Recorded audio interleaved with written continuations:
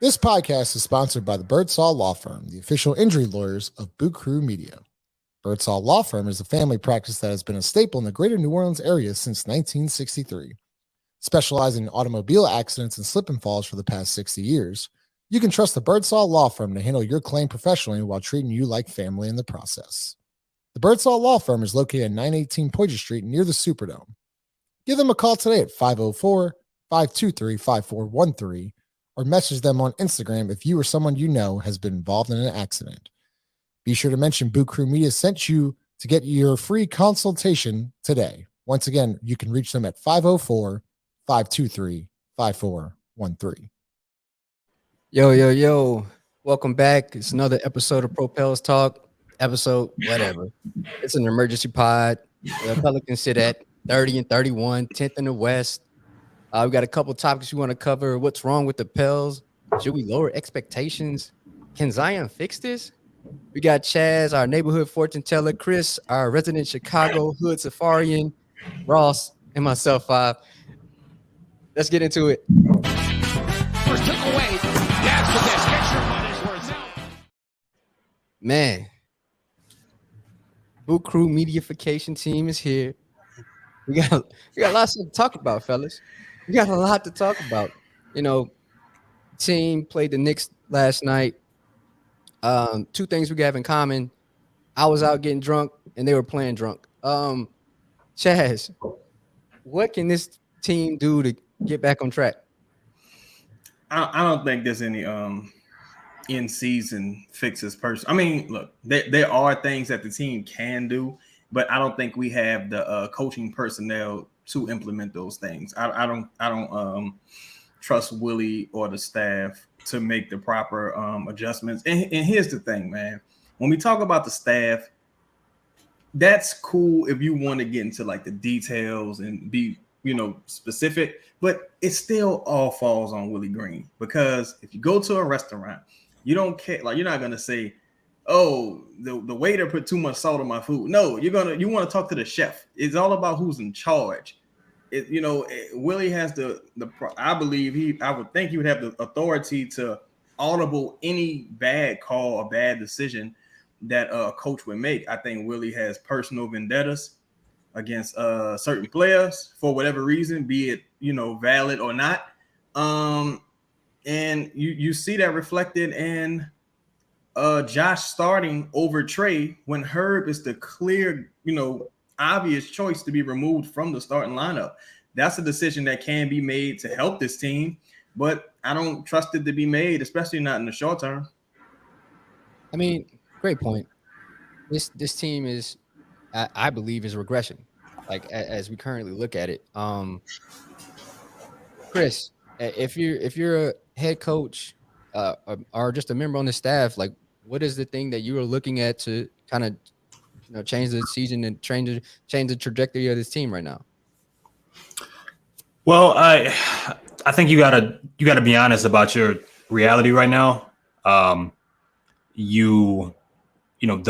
ugly facts right now is that the team looks to have a little bit too much freedom, and they don't have the right parts available to be able to thrive in that kind of setup with the way certain teams have adjusted to them and their deficiencies when it comes to shooting, a certain type of backup big, or the trust in a backup big, even if you believe Hernan Gomez or Jackson Hayes the answer, outside of Larry Nance. And, I think that the philosophy has to turn into, well, if we're not going to be able to outperform, if we're not going to be able to out scheme, if we can't out talent, then you're gonna have to be a little bit unorthodox, I think, in this period of time, especially when you're trying to look for any type of positive or just spark. And I mean that you're back on, whether that's Jackson Hayes, at this overall athleticism, whether that's putting Dyson Daniels, giving him added minutes, whether that's going back to Kyra Lewis, whether that's, you have to lean on something else, because what worked for you at the end of last season, and what worked for you when you were winning earlier and first in the West isn't available, there has to be some type of adjustment with what you have, and it may have to be someone that's not currently getting a large sum of minutes. I mean, you speak of this as if there wasn't a time when this team was losing and there was guys available to get run in and see exactly what you have. And I don't believe that this coaching staff was able to, pull that out of this team. Ross, if you're again a member of the staff, what are you looking to kind of change to turn it around? Well, it seems like we've gone more defensive in nature with the lineups, especially the starting lineup. And in my opinion, I would lean the total opposite direction. I would lean toward energy and offense, because we've now ignoring, my personal opinion or anyone else's, like, you now have enough data and enough film to show you that, like, what we're doing is not working. So you got to switch. I mean, I thought putting Josh into the starting lineup that quickly was rash in and of itself. Like, even if you thought something should have happened, like, we still won 4 of 6 going into the All-Star break. You were going to get Dyson back shortly after. Yeah, Josh played good in that, whatever that last game was, those last 2 games, and that's awesome. But, like, I didn't really see the need to make some kind of, like, knee-jerk reaction. I still don't totally understand why we did that, and I definitely don't understand the way we did it. But clearly this is not working, and I think we've got to lean back the other direction and find some energy, find some enthusiasm, and find some offense. And I think we know who those guys are.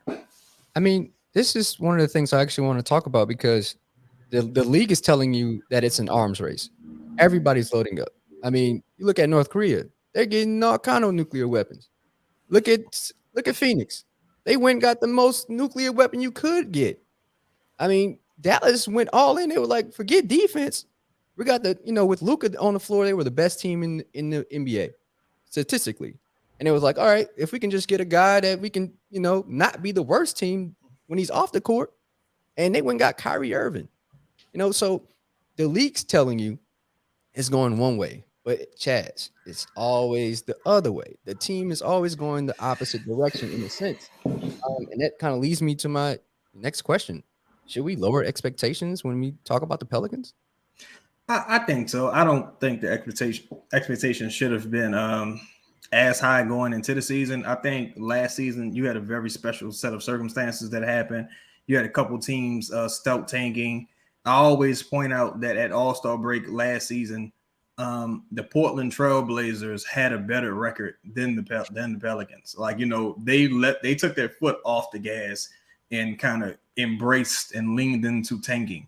There's a lot of teams that, Pelicans got lucky last year. You kind of see it this year.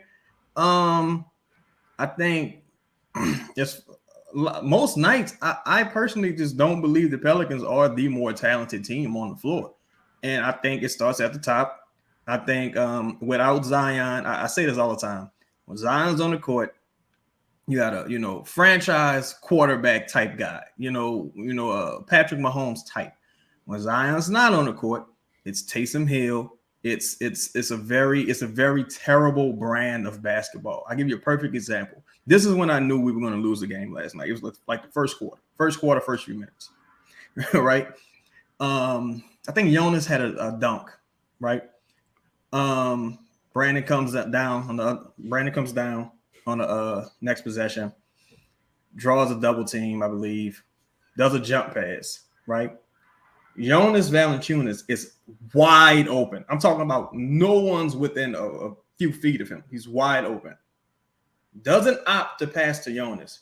Instead, passes to a wide open Herb Jones, who's wide open in the corner for a reason, who then shoots an air ball, right? To Brandon's credit, thought it was a really good pass. Like the skill to make that pass and not draw, a chalk offensive foul on a jump pass, great. The decision was poor. And to add to that, Brandon shouldn't even have to make that decision, because why is Herb Jones in the corner anyway? Why is Herb Jones even starting this game? If that's Trey Murphy shoots that, misses it, you live with it. But Herb Jones shooting the air ball, it's like, come on, man. This is a bad brand of basketball, and I think it starts at the top, and I think it's an extension of this coaching staff. I always like to bring this up when we're watching basketball games and watching certain teams in our league. I don't just watch the Pelicans. I watch a lot of NBA teams. You know where you're getting out of certain NBA. Like if you watch the Warriors without Steph, like you know what that team's going to look like. You're going to know what they kind of want to run and kind of want to shoot. I have no idea what the Pelicans want to do offensively, especially in the first quarter. It's always different.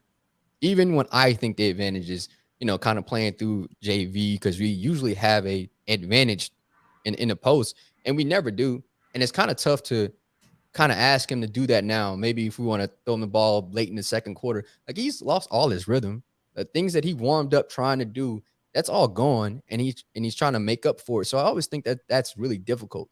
We never play through the advantage, because if you watch really good NBA teams, and I think Chaz, and this is why it's so funny, your season derailing shirt, right? I think that Lakers game showed the league how to guard the Pelicans. I really do. I always look back at that game like they guarded Zion really well. I mean, he still got his, and then they let everybody else kind of shoot. Like we don't want Zion to beat us. Eventually, I mean, he kind of got his, but still. And I think that loss told me everything I needed to know about this team. And Willie Green said something very, very particular. Like he put the onus on him, these losses on him, that it starts with him with accountability. And again, Chaz, you've been really forthcoming when it comes to these things. This team, it starts with him. If he's not accountable, they're not accountable. I don't know if they're really listening to Willie right now. Ross, I'll pass it to you. Should we lower these expectations? Should there even be expectations when it comes to the Pelicans? Well, to answer that, I feel like the question needs some clarity, right? Because are we talking about the Pelicans at full strength? And it's frustrating to continue to do this over and over and over, right? Because at some point, you almost either have to plan for this or expect it. They're like, this dude is going to miss games. At the same time, you've now seen how good, and even with what we're saying is bad coaching, even with what we're saying is sometimes a flawed cast of characters around him, like we saw what that dude did. And so it's really tough to discount that as you think, moving forward. Like, yeah, you have to lower expectations, in my opinion, because you now see, same as my previous answer, like you now have enough data to know probably going to get hurt. And what's going to happen when he's off the court is a big coin flip. Like they're going to look good one game and they're going to just not look good the next. And then they're going to come out flat for a week. And then they're going to play some home games and people are going to get fired up and Jose's going to do something. Like it's a total just scatter shot and you don't know what you're going to get. And because for that reason, I think you've got to start lowering expectations until something changes with the roster. Because yes, I think when Zion's on the floor and he's fully healthy, the roof is very high. Like the ceiling is very high. But there's just no certainty about when he's going to play. And when he doesn't play, I think we're all like seeing what is becoming an increasingly more frustrating product. Ross, you say the ceiling is very high. So what is the foundation? Chris, if you can join us, what would be the foundation of this team? What does that actually look like? Who are they? Zion. That's who they are. I mean, I think, like I said, man, I think a lot of and we talked a lot about it in the offseason about the pressure that was when you decide to bring everyone back, it puts all the pressure on like a lot of individuals to make large leaps or to just overall be better, be more consistent. And you didn't get it, or you haven't gotten it from a majority of the players throughout the year. So, Herb's shooting, he's pretty much the same dude, and the shooting's gotten worse. Trey's been up and down from some perspectives.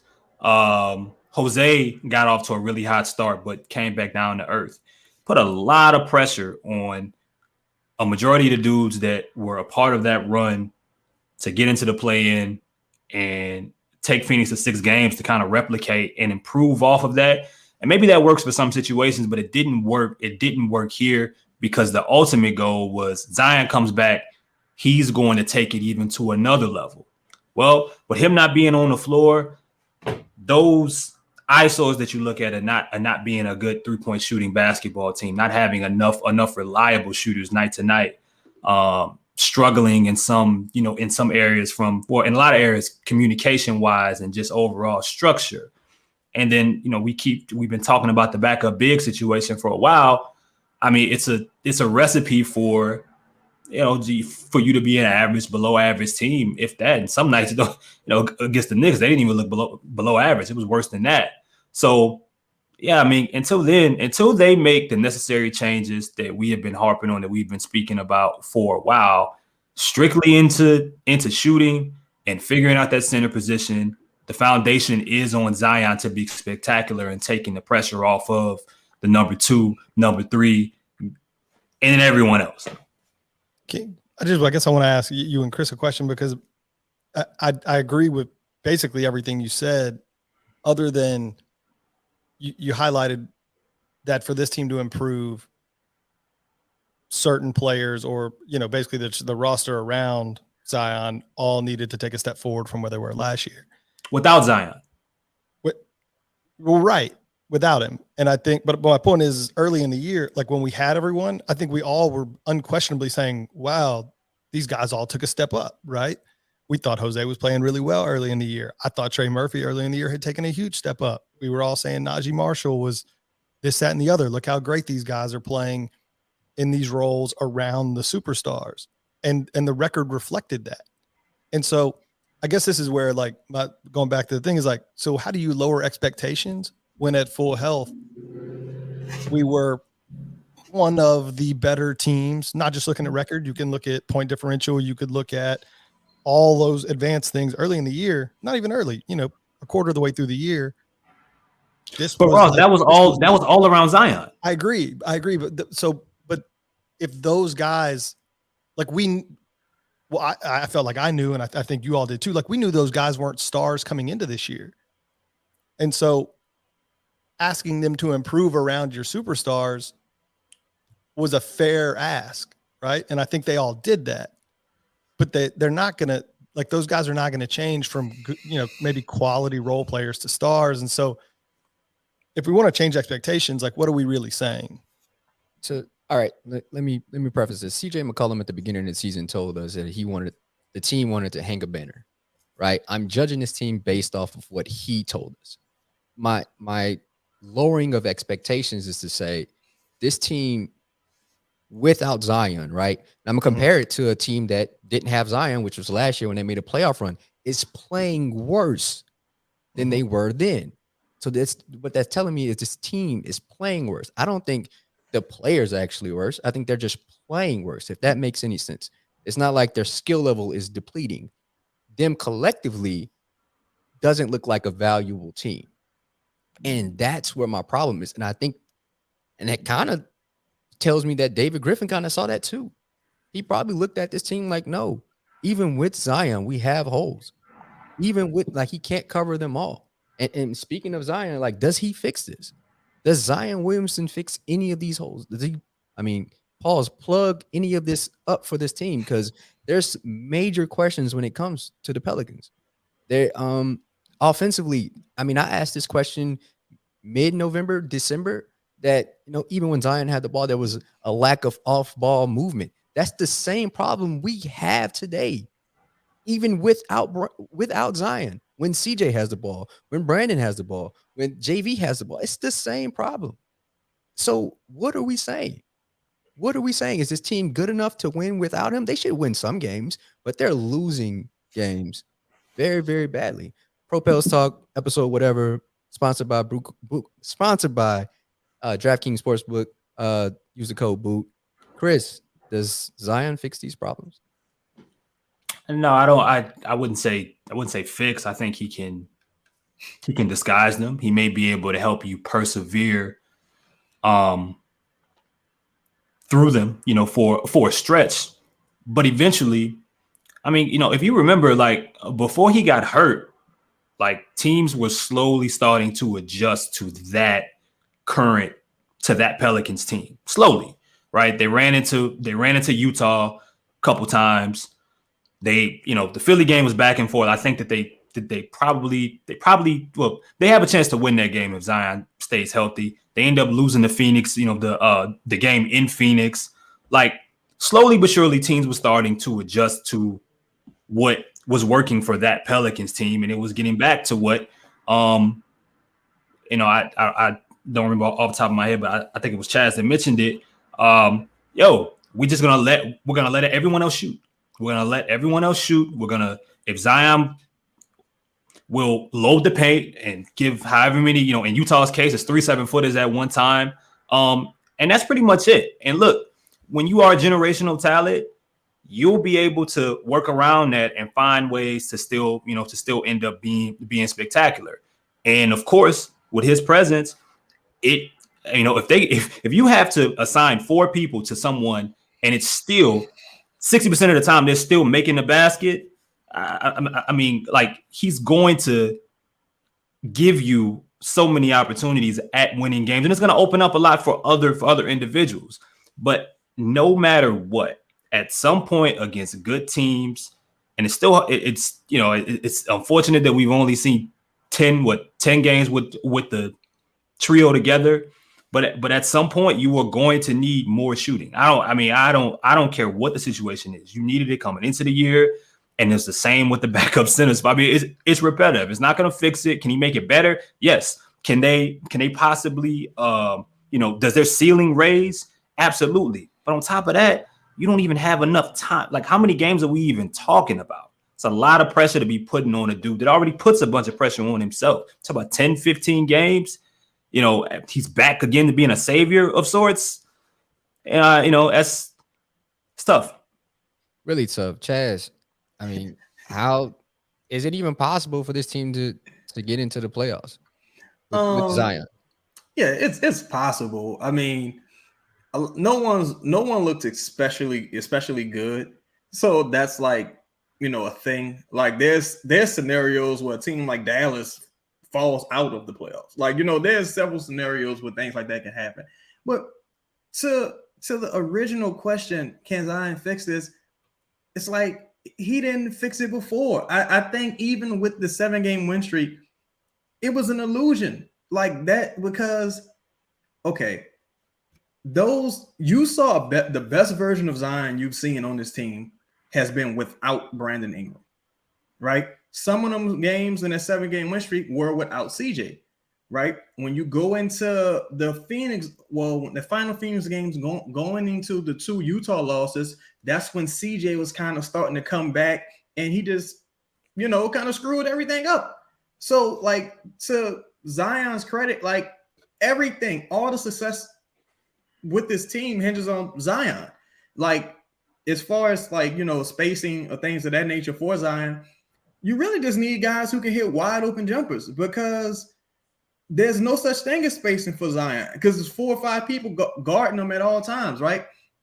Even if Zion does come back, I don't think he's not coming back to the team that he led to a 7-game win streak. He's coming back to playing with Brandon. You know what I'm saying? He's coming back to playing with, kind of a burnt out CJ at this point. And like earlier in the season, when we saw that kind of ineffective Zion, when you kind of like, oh man, this guy, he's not really doing anything. What's going on here? I think you probably see that team when he comes back. To be quite honest, I think when he comes back, you'll see a guy that's kind of still trying to figure it out. He's not getting enough consistent touches. And if I'm Griff, look, I got 2 dudes making $30 million, and neither one of y'all injuries is that, significant. Like, if we just keeping it real, and you got 2 dudes that just chilling, right? I'm not getting you no more help. You're the help. I'm not getting Willie Green no help. You're the help. If you can't motivate these players after All-Star break, none of these guys appear to be motivated. They look lackadaisical prior to that, but especially since All-Star break, right? They aren't motivated. Okay, you don't do X's and O's. You don't do rotations. You don't call timeouts. You take all your challenges home with you in Tupperware. What do you do? Why should I give you any assistance? Why should I help you? There was another play. That just totally just symbolized everything with this team. All right, it's like a 3-on-1 fast break with Jalen Brunson as the only defender back. I know it was Najee, Trey, and it was either CJ or Jose, right? Najee should have gotten called for an offensive foul. Should have gotten called. He ran right into Jalen Brunson, knocked him down, did a feed to Trey. Trey flushed it with a dunk. Yeah. It's a 3-on-1 break, and y'all all running like this together. Like there's no, what are y'all doing? Like it's just, and y'all just met, like everybody just met today. Like what's going on? That I think that's part of the regression that I refer to is one inbounding passes from the sideline out of bounds plays.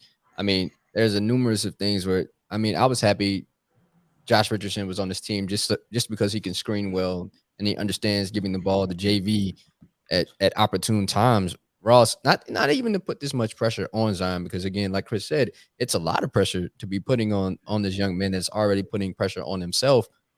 Can he get this team into the playoffs?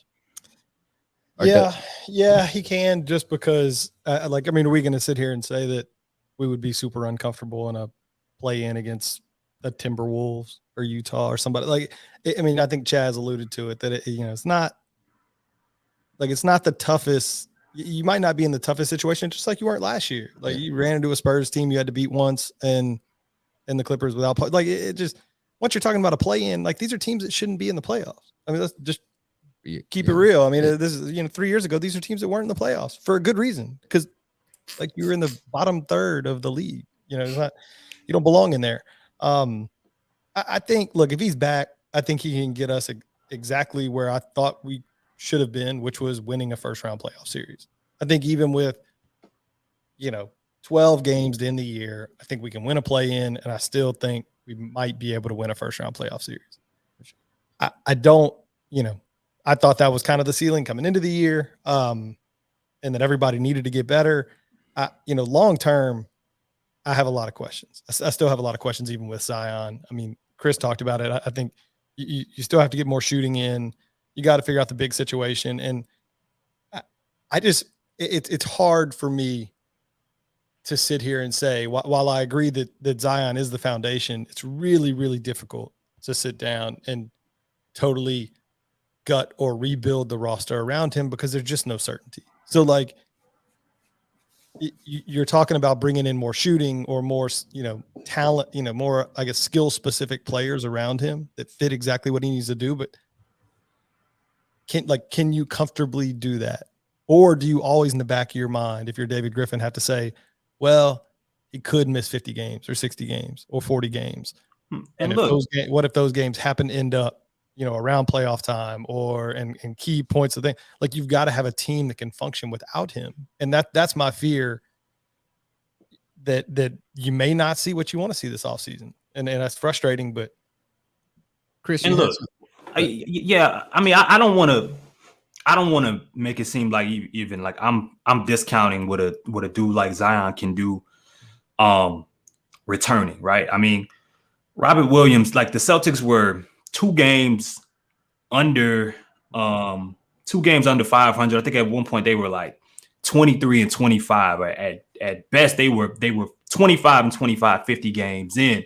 Robert Williams coming back and being in the starting lineup, being healthy, helps change their whole trajectory the rest of the way, along with some of the other pieces that they eventually add and everything coming together. But it just feels like if you're the Pelicans, it's hard to say that you're heading in that direction. Even then, if we're talking 50 games with 30 games left versus Zion coming back or maybe 15, that's a big difference when you just might be trying to secure a playing spot versus, Boston, even when they were struggling, they kind of knew that they were still going to find their way to make the playoffs. And they have a history of doing so.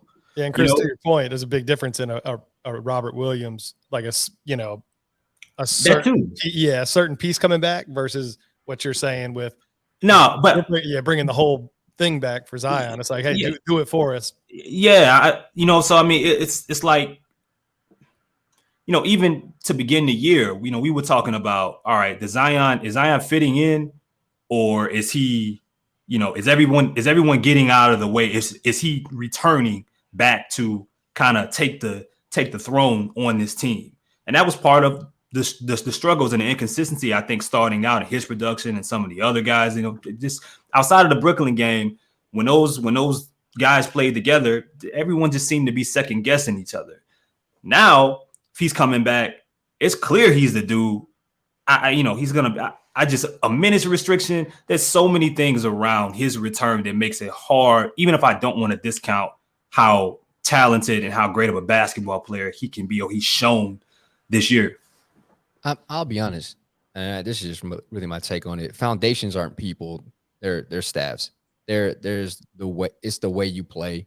Running certain sets or being able to get certain baskets, regardless of who's on the court. I think that's a foundation. And then you make that foundation based off the people you draft. And I think really the staff's inability to understand that early on is really what set me back, is because they couldn't figure out how to score with Zion, and outside of the Brooklyn game, they couldn't figure out how to score with Zion, Brandon, and CJ on the court together. And JV. And JV. What made me think that they were going to be able to figure that out with just CJ, JV, Brandon, or any iteration of the four? That's my issue. And we really need to start looking at the staff as individuals, not just blaming on Willie, because Willie's gift is being able to converse and talk with players on a player to coach level and inspire them to play beyond their talent, just beyond their talent. I'm not talking about collectively, just play harder. That's his thing, right? Playing harder, collective, together. That's him. He's lost that at this point. And there's no one on this staff to help him pick up the pieces. No one. He's out there alone. Chaz, Chris, we know this. That is one lonely brother. We've all been in that situation. That brother is by himself. And there's no one on that staff that can help him. So hopefully this offseason, Griff, if you hear this, help that man, because he needs it. Anything else? Go ahead. I wanted to say, as far as there also has to be some player accountability, right? Because again, man, I said this about CJ last year. Then the Blazers sucked with CJ as the best player. They sucked. Like night in, night out, before he got hurt, they sucked when CJ was the best player. They were virtually a tanking team. And now I don't know if CJ's hand is hurt, because that is a thing too. Like, damn, maybe his hand is like messed up or something. So, but it's just like, bro, I know CJ isn't this bad. Like the guy I'm saying, I know he isn't this bad. And even with Brandon, it's like, I know Brandon isn't this bad. Like we can say, they had that stat floating around as far as like, oh, well, with the past 5 games, it's like, okay, let's zoom out a little bit to 8 or 9 or 10 games. Like, I don't even know if Brandon's on a minutes restriction or not. Like, I have no idea. I know he's sitting out back-to-backs. So I have no idea what's going on with the team whatsoever. And I just like, when you ask the players and the coaching staff, or Willie, I guess because he does the post-game press conferences, what's the remedy? It's all these vague like things where it's just like, bro, are you even interested in winning at this point? Because like y'all all just seem like y'all disinterested. Hold tight. Can y'all run the clip? Y'all run the clip. Like this play right here just told me everything I needed to know. It told me everything, because at that point in the game, for CJ to be going, there's no one else on the opposite side of the court. There's 5 red jerseys on a quarter of the court. At what point is this advantageous for anybody on the Pelicans? And that's not the first time you've seen CJ do something like that.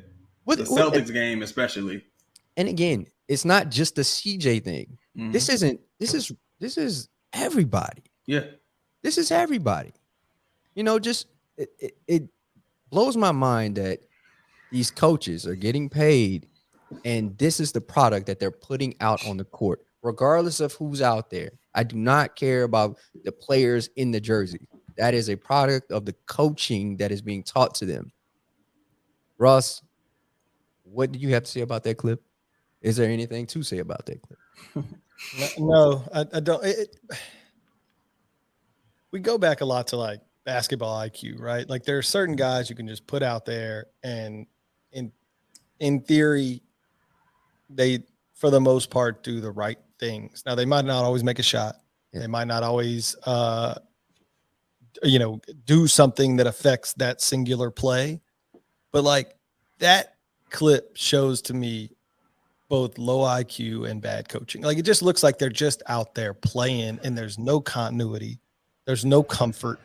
There's no foresight in what your teammates are doing. It just looks like we got 5 dudes out there just like, hey, y'all go figure it out for us tonight. That's like Pro Pels Talk going to play a pickup game. That's what that looks like. You got to be JV because you white. That's but fine. Other than that, like that looks like us going hoop, and it's troublesome. It's troublesome. That to me is very troublesome. I thought that whole Knicks game, and I know we don't have to continue to beat the dead horse. I mean, it's a combo of continuing to come out flat, playing poorly, and you've now alluded to it a few times tonight. You've lost the one thing that kept your head above water last year, which was on a night-to-night basis. You knew we were about to play harder than somebody. And like, I know Chaz kind of makes fun of Willie Green for the, like, you got to all that stuff. But like last year that worked. Like it did work to a certain extent, and it got you as far as I think that roster was going to get you. You've lost that. Like we're not playing harder than anybody, period. And that's showing up because you're, I mean, how many games in a row now does it feel like we've been down 20? All these losses, like you're not scratching away games. Like, man, you were up a few, you were down a few, close games. Like a lot of these games we're losing, we're getting bombed. And that just wasn't happening last year down the stretch. And I don't really have an answer. I think I'm crossing my fingers that Zion comes back and keeps us above water. And maybe we get some momentum going, but it looks bad. We look bad. Can I say this just real quick? This team was playing hard before Brandon came back. Just like the team was moving the ball before CJ came back. There's some correlation between certain guys coming back and things changing. I don't know, Chaz. We lost 10 in a row before Brandon came back. You lost 10 in a row with Brandon. No, we didn't lose all. No, Chaz. No. Brandon came back against the Timberwolves. This game, I think that's like at game 7 of the loss. It was at least 6 or 7. And Brandon had nothing to do with you losing 10 in a row. Like he was hurt. It is what it is, right? But what I'm saying is, again, when you make $30 million, when you're CJ and when you're Brandon, you have expectations. Like we're talking about Zion, and I say this before. If everything is about, man, we gotta get Zion back, then the other 2 dudes just ain't shit. Let's just keep it real. The other 2 dudes just ain't that good. Giannis was out today. We almost had Yeah, it. I mean, it's at the end. Nobody said Giannis was out today. They still went and won. No one's gonna say, "Oh, look, Knicks back to back." No one's gonna cry about no scheduling loss. D'Lo was out. The Lakers come back from 27 and win. No one's gonna cry about one of their guys being out. Like it's just like it's all again accountability. It's all about accountability. We feel a lot to me. This is terrible to say too, but like we just feel like the Bulls or the Wizards. Like, yeah, they got a couple dudes on max contracts, each of those teams. They got a couple dudes on each of those teams that have made all-star teams. Probably a couple of those dudes have made all-NBA teams. I'm sure DeRozan has at some point. Maybe Levine, maybe Porzingis, maybe Beal. I don't know. But like but they're teams with no real identity to me. Like you don't know what you're going to get night to night. Like Bulls fans can't stand their current team. I just don't. I hope we don't get there. I hope next year we're not sitting here like them. But I don't know. Well, see, but you know what though? At least with the Bulls, man, like I don't watch a Bulls game and go, man, like I have no idea if I was in Zach LaVine's, like if I was Zach LaVine at this moment, if I was DeMar DeRozan, how the hell am I scoring here? You know what I'm saying? Like they have issues that go to what they should do with Vucevic and maybe some bench situations, and then the whole Lonzo injury. That is, that part is what it is. But I watch Pelicans games, and I'm trying to figure out how Brandon Ingram's getting a bucket. Yeah. Mainly because teams don't respect more than 3 players on the team at a time. So while I get it, the Bulls can lose, and Zach LaVine and DeMar DeRozan are going to end the game with 30 points, apiece. Like, at least their stars are going to be able to be. What's frustrating currently with this team that we're watching is that the biggest difference to me is that around the league, opponents have adjusted to how you beat this current team. No matter, one of the reasons Jose Alvarado scored 38 points in that Denver game, because even when he had 25, Denver, go ahead, shoot. We'll live with it. And now what? He's a 34% shooter. Nobody's gonna close out on Najee. Herb can hit 2 in a row, and more than not, they're not gonna close out on him. Teams are living with that principle because no matter what, Ross, you mentioned the start of the year when some of those guys were playing well. Yeah, they did, and then they came back down to earth, strictly from a shooting perspective. Mm-hmm. To me, more than anything else, even more than just the backup big perspective, if you had better shooting, that dominoes into teams having to guard Brandon Ingram and CJ McCollum differently. And if they don't, they got to pay for it. But when you only have one guy or 2 guys that shoot at least 38%, if I'm correct, CJ and Trey, I'd have to look around the league. But to me, with the style of game that those guys play, it looks like a recipe for failure in almost any setup. All right. And you make that statement, and I try to comprehend why Trey Murphy isn't starting anymore. But to that effect, the other night I watched a game that went into double overtime where 2 teams scored over 170 points. You know what's funny to me? Even with the double, I think they might have had 140 at the end of regulation. I don't see that Pelicans team scoring 140 right now. Especially against a Clippers team, especially against the number 1 rated off. I think they're number 1 rated offense right now in the West, which is the Sacramento Kings. And if you look at that roster, do you say that roster is really better than the Pelicans roster without Zion? Do I look at it and be like, oh, they have a better roster than? I don't. Maybe not on paper. You know what I'm saying? Like on paper, when you visually, not them playing, but look at it on paper. No, this team should be comparable to that team. Right. That Kings team is a very smart basketball team. They know what they want to do at all times, and they exploit you at every chance that they get because of their strengths. We do not do that. Go ahead. No, there's gonna be people in the comments that say, "Well, we blew them out without Brand." Okay, they didn't have Fox, who's playing MVP caliber basketball right now. Come on, let's keep it a buck.